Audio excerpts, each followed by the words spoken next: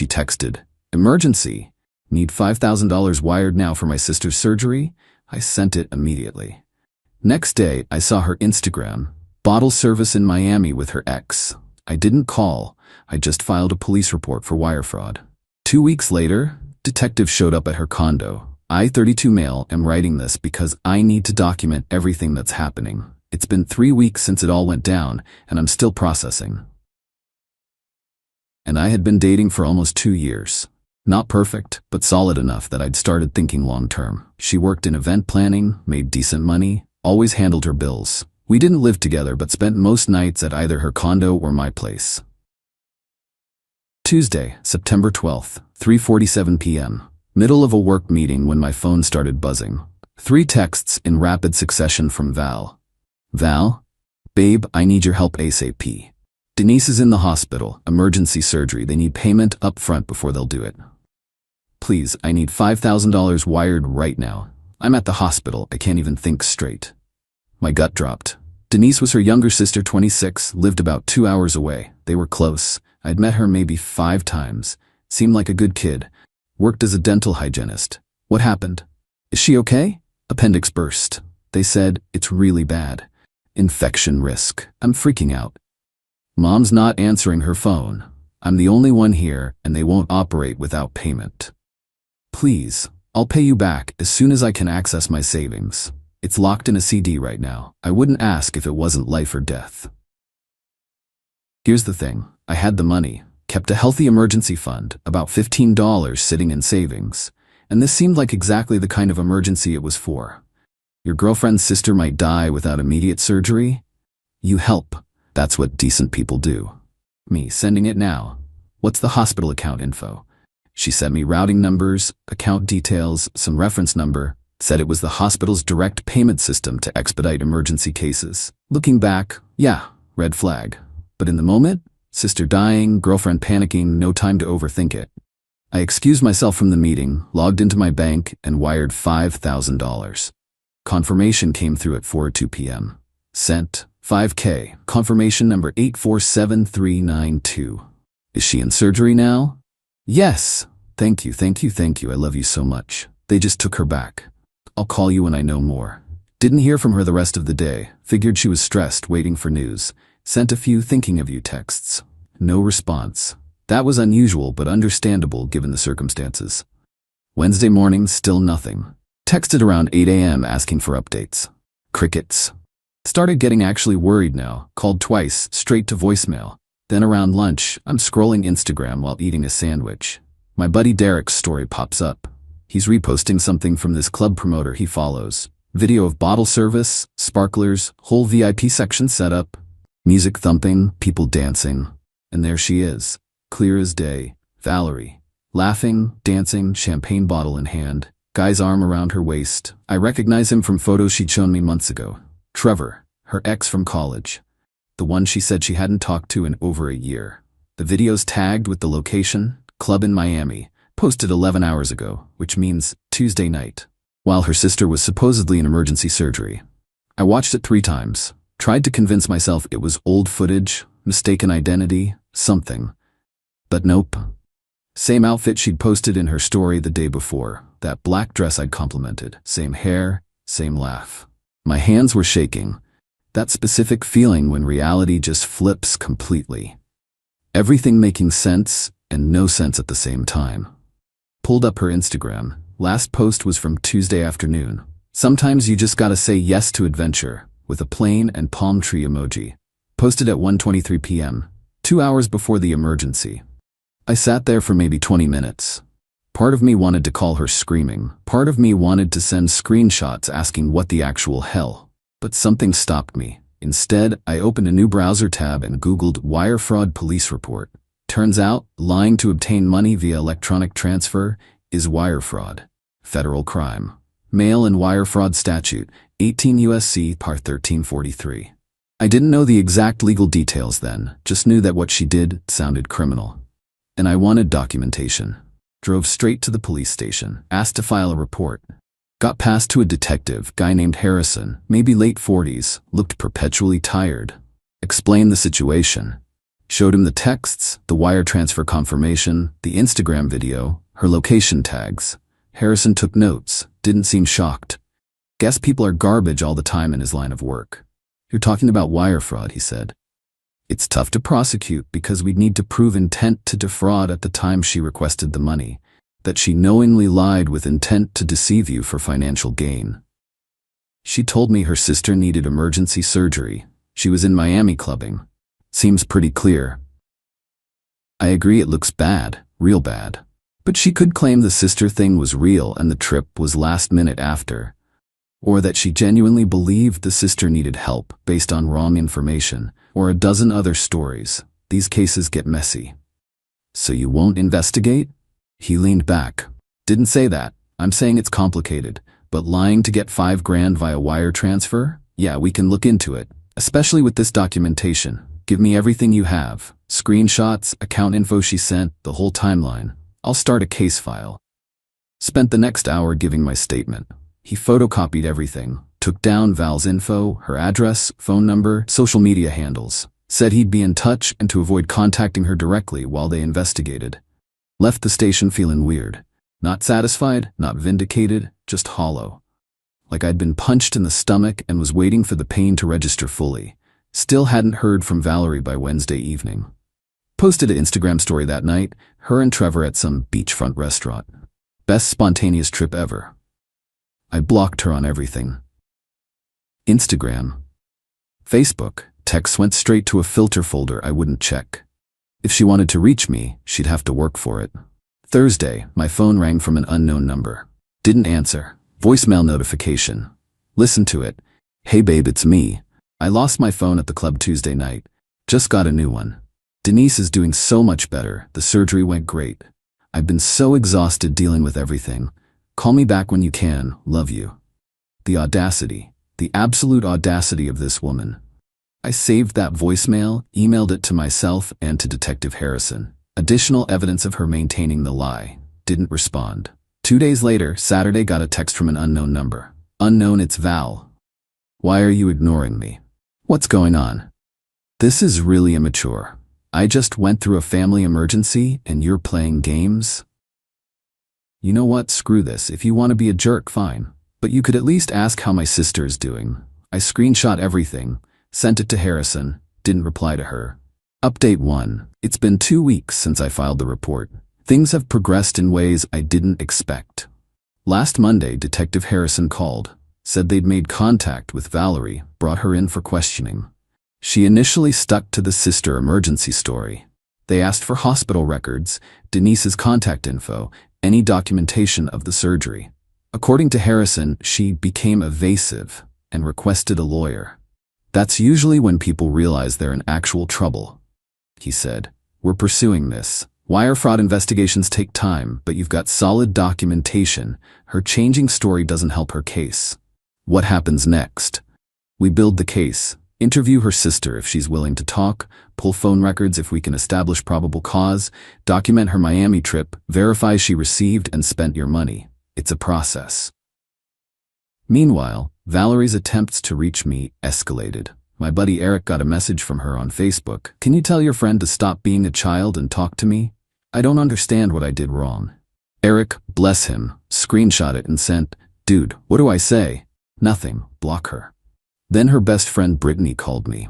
I almost didn't answer, but curiosity won. What is your problem? Brittany launched in immediately. Val is crying every day about you ghosting her. Do you know what she's been through? Her sister almost died. Interesting, I said calmly. Denise almost died from appendicitis while Val was in Miami posting bottle service videos? Silence. Yeah, I continued. The emergency surgery that required immediate payment was fake. She scammed me out of $5,000 to fund a trip with her ex, so you can tell Val I'm done and she can stop playing victim. That can't be true, she said. I've got the Instagram evidence. Her flight records show she left Tuesday afternoon before texting me, and the police are investigating wire fraud. Tell her to get a good lawyer. Hung up. Probably shouldn't have said that much, but the entitlement was too much. Her friend calling me the bad guy when Val literally stole from me. Brittany must have told her about the police part because that night I got 7 texts from a new number. Unknown. You called the police on me? Unknown. Over a misunderstanding? Unknown. Are you insane? Do you know what this could do to my career? Unknown. Event planning is all about reputation and trust. You're trying to ruin my life over $5,000? I was going to pay you back. Unknown. This is harassment. My lawyer said I can sue you for defamation. Hope you're happy. You've destroyed everything. I forwarded them all to Harrison. Didn't respond. But that I was going to pay you back line? That's admission she took the money under false pretenses. She just couldn't help herself. Wednesday, I got served. Not criminally. That's all on the police side. But Val filed a civil suit against me for defamation and harassment. According to the papers, I'd maliciously spread false claims about her to mutual friends and authorities, causing severe emotional distress and reputational damage. The specific damages she claimed, $25,000. I laughed. Actually laughed out loud reading it. She stole $5,000 and is now suing ME for $25,000. The entitlement was genuinely impressive. Called a lawyer that afternoon. Guy named Patterson came recommended. Explained everything, showed him the documentation, the police report, Val's lawsuit. This is frivolous, Patterson said immediately. Truth is an absolute defense to defamation. You reported a suspected crime to authorities with evidence. That's not harassment. It's your legal right. She's trying to intimidate you into dropping the police complaint. Can she do that? She can file whatever she wants. Doesn't mean she'll win. In fact, this probably helps the criminal case. Shows a pattern of manipulation and attempting to cover up fraud. I'll file a response. We'll get this dismissed and likely get her to pay your legal fees for wasting the court's time. Felt good hearing that. Patterson said to document every contact attempt from Val or her people. Don't engage and let him handle the civil case while police handled the criminal investigation. Thursday night, my doorbell rang. My apartment building has a camera system, so I checked the app before answering. Valerie's mom, Claire, standing there looking furious. Didn't open the door. Hit the intercom button. Can I help you, Claire? You need to come down here and talk to me like a man. I don't think that's necessary. What do you need? What I need is for you to stop this ridiculous police nonsense. Do you have any idea what you're doing to my daughter? Your daughter lied about Denise needing emergency surgery to scam me out of money for a Miami trip with her ex. So yeah, I have an idea. That is not what happened. There was a miscommunication. Denise was having health issues. Claire, the police have evidence she was already in Miami when she texted me. Her flight records, hotel reservation, everything. There was no emergency. So what? She made a mistake. You're gonna ruin her life over $5,000 that she was planning to pay back? If she was planning to pay it back, she wouldn't have lied about why she needed it. Wire fraud is a crime. I reported a crime. The rest is up to the police and prosecutors. We can pay you back right now. I'll write you a check. Just drop the charges. That's not how it works. You can't buy your way out of criminal investigations by reimbursing the victim after you get caught. And I didn't press charges. I filed a report. The state decides if charges get filed. She started crying. Please, she's my baby. This will destroy her future. She made a bad choice, but she doesn't deserve to go to jail. She's 29, Claire. Old enough to know that lying to steal money has consequences. I'm sorry you're dealing with this, but I didn't create this situation. Val did. I ended the intercom. She stayed outside for another 10 minutes, eventually left. Felt bad for her, honestly. But not bad enough to let her daughter get away with fraud. Update 2. 3 weeks since the police report. Last week things got intense. Detective Harrison called Tuesday morning. We've built a strong case, pulled her phone records with a warrant. She called Trevor from the airport Tuesday afternoon before texting you about the emergency. Her bank records show she deposited your wire transfer and immediately paid for her hotel upgrade and club reservations. Her sister confirmed she had no medical emergency and had no idea Val was using her name. So what happens now? The DA's reviewing it for prosecution. Wire fraud is federal, so this could go to the U.S. Attorney's Office. That said, for $5,000, they might not take it. Could end up as state charges, obtaining money under false pretenses, theft by deception, Either way, she's looking at charges within the next few weeks. My stomach did a weird flip. This was real. Like, actually happening. Part of me expected it to just fade away, dismissed as a civil matter between exes. But no. They were actually pursuing criminal charges. Thursday, my work phone rang. HR. Never good. Hey, we received an interesting email this morning, my manager Dana said, from a Valerie, last name. Claims you've been harassing her, stalking her online, and making false reports to police to retaliate against her for ending your relationship. My blood went cold. That's completely false. I figured. But protocol says I have to ask. What's the real story? Explained everything. The wire fraud, the police report, her lawsuit, the evidence. Dana listened. Took notes. Okay, so she's trying to get you fired as retaliation for reporting her crime. That's what I thought. Thanks for being straight with me. Document this call, keep copies of everything, and let me know if she contacts the company again. We're not entertaining frivolous complaints from criminals. Hung up feeling shaky. Val was trying to destroy my job now. The entitlement kept finding new levels. Friday, got a text from Denise, Val's actual sister. Hey, I don't know if Val told you, but the police contacted me about her using my name for some fake emergency.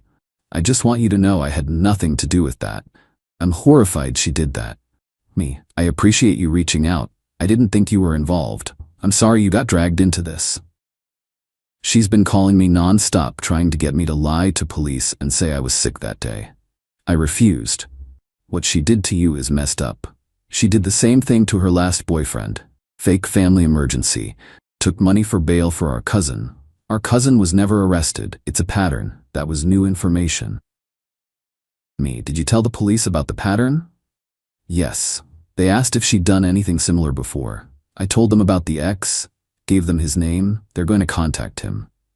Thank you for being honest. I love my sister, but she needs to face consequences. She's never had to. Mom always bails her out, literally and figuratively. Maybe this time she'll learn. Sent that conversation to Detective Harrison immediately. Established pattern of fraud strengthened the case significantly. Saturday night, things got weird. My building's front desk called up. Sir, there's a Trevor last name here asking to see you. Says it's urgent. Trevor, Val's ex. The Miami trip companion. Why the hell was he here? Tell him I'm not available. Watched on the camera app as the desk person relayed the message. Trevor got agitated, argued with them, eventually left. 20 minutes later, my phone buzzed with a message from yet another unknown number. Unknown. This is Trevor. We need to talk about Val. What you're doing to her is beyond wrong. She made a mistake, but you're literally ruining her life.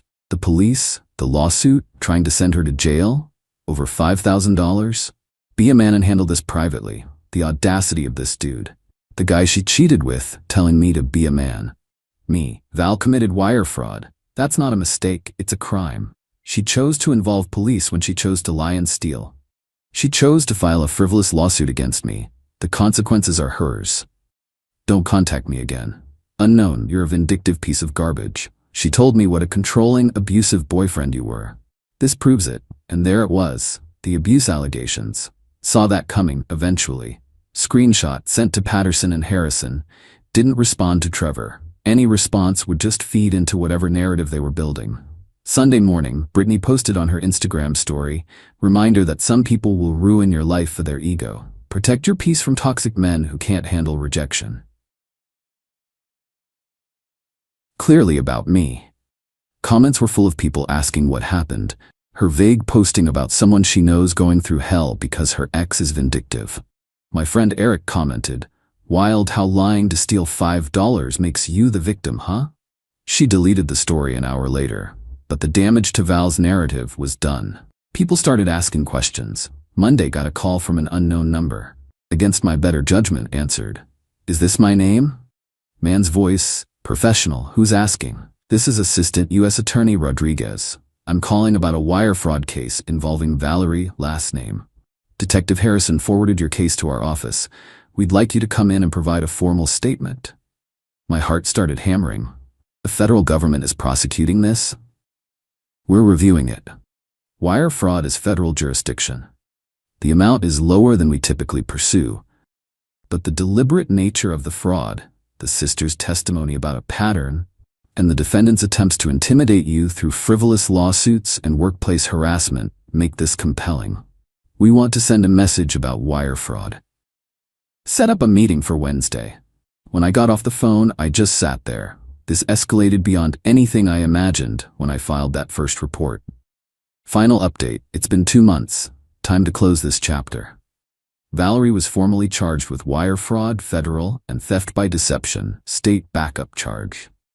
Her arraignment was 6 weeks ago. She pled not guilty, got released on bail that her mom paid.